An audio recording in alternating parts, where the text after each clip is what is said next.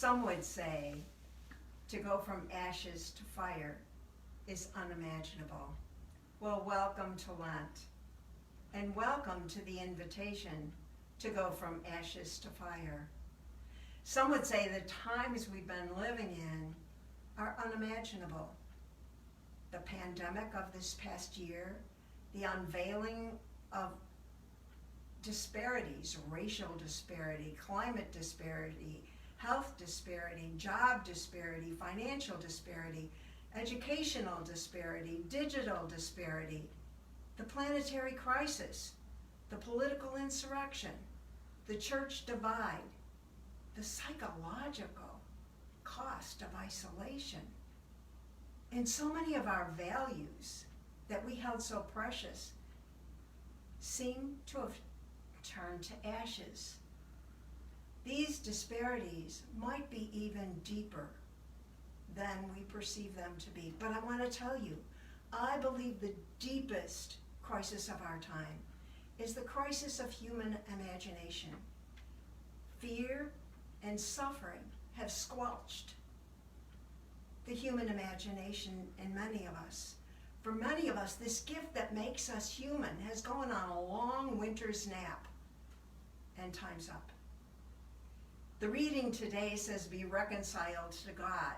It's almost like all of creation knows we humans are beside ourselves.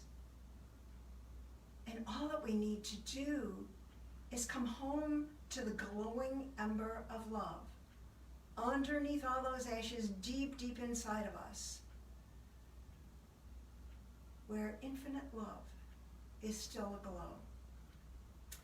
This love is filled with infinite creativity. Look at the universe. It's a revelation of love's creativity, a magnification of God, this God we call love.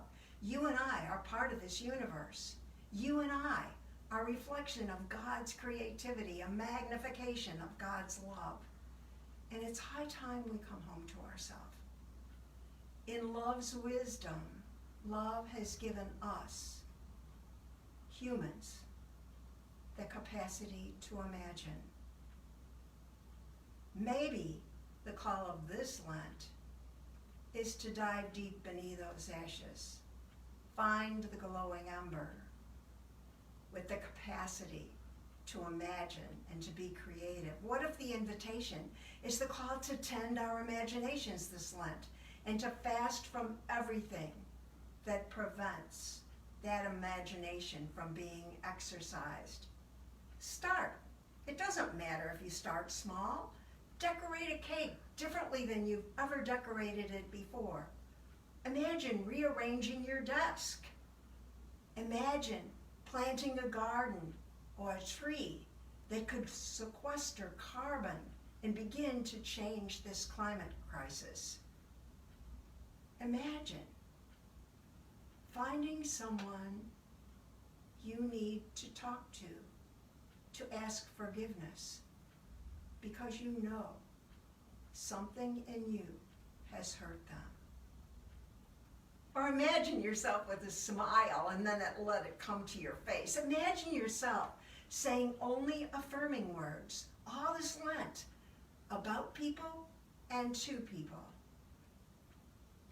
Yes, imagine yourself doing all kinds of new things, and every time you exercise that energy of imagination, you make the field of imagination stronger, so the senators can be different, so the church can be different, so that each one of us can imagine ourselves living a lifestyle of ecological sustainability, so this planet crisis can be reversed. It can happen. All that we need to do is to exercise our imagination this Lent. The whole universe, God within every single bit of it, is calling out to us today, begging us to exercise that imagination. There's a glow of God's love, with that capacity in you and me to imagine. exercise it.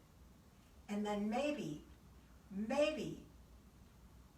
healing, justice, joy, holiness will rise from the dead, and Easter will happen again this year.